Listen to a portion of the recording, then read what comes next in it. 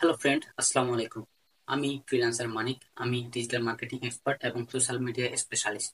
তো আজকে আমি যে বিষয়টা নিয়ে আলোচনা করবো সেটা হচ্ছে যে কন্টেন্ট মনিটাইজেশন পলিসি ইস্যু। তো আপনারা যারা পেজ নিয়ে কাজ করতেছেন এবং কন্টেন্ট ক্রিয়েটর, তাদের জন্য এই বিষয়টা খুবই গুরুত্বপূর্ণ হতে পারে। আপনারা ইতিমধ্যে অনেক ভিডিও দেখেছেন যেগুলোতে বলা হয়েছে যে 1 ঘন্টায়, 1 মিনিটে এবং একদিনে কন্টেন্ট মনিটাইজেশন রিমুভ করে দেওয়া হয়। কিন্তু পরবর্তীতে সেই ভিডিওগুলো দেখে দেখে আপনার কাজ করার পরে কিন্তু আপনার কন্টেন্ট মনিটাইজেশন পলিসি ইস্যুটা আপনারা রিমুভ করতে পারতেছেন না। যারা content monetization policy issue remove করতে পারতেছে না, তাদের জন্য ভিডিওটা খুবই গুরুত্বপূর্ণ। ভিডিওটা সম্পূর্ণ দেখতে হবে এবং সম্পূর্ণ প্রসেস আপনাকে মেনে চলার জন্য প্রতিটি স্টেপ আপনাকে ফলো করতে হবে। আপনি হয়তো কোনো ধরনের কপি কন্টেন্ট ইউজ করেন না, বা কারো কপি কন্টেন্ট আপনি ব্যবহার করেননি। আপনি নিজের ফোন বা নিজের ক্যামেরা দিয়ে আপনার নিজের কন্টেন্ট তৈরি করেছেন, কিন্তু তার আপনার কন্টেন্ট মনিটাইজেশন পলিসি ইস্যুটা চলে আসছে।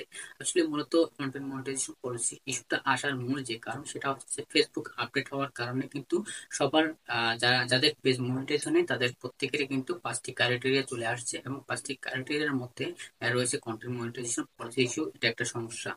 তো যদি সমস্যা থাকে, সমস্যার সমাধানও থাকবে। আজকে আমি আপনাদেরকে সমাধান দেওয়ার চেষ্টা করব। তো মূলত আমি আমার এই ভিডিওটা 3 ধাপে আমি আপনাদেরকে প্রদান করব, কারণ আমি 3 ধাপে আপনাদেরকে প্রদান করলে আপনার স্টেপ বাই স্টেপ কাজ করে আপনার কন্টেন্ট মনিটাইজেশন পলিসিটা অবশ্যই রিমুভ করতে পারবেন।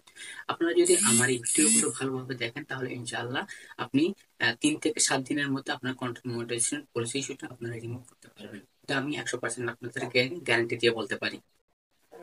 কন্টেন্ট মনিটাইজেশন পলিসি ইস্যু এটা কেন আসে? কন্টেন্ট মনিটাইজেশন পলিসি ইস্যু আসার মূল কারণ হচ্ছে যে আপনি যদি আপনার পেজে কোনো ধরনের কপি কন্টেন্ট, কপি টেক্সট অথবা কপি ইমেজ ইউজ করেন, দেখা যাচ্ছে আপনি গুগল থেকে অথবা কারো ফেসবুক পেজ থেকে বা প্রোফাইল থেকে ফটো ডাউনলোড করে সেই ফটো আপনার পেজে আপলোড করেন, তাহলে সেক্ষেত্রে কিন্তু কন্টেন্ট মনিটাইজেশন পলিসি ইস্যুটা আসতে পারে।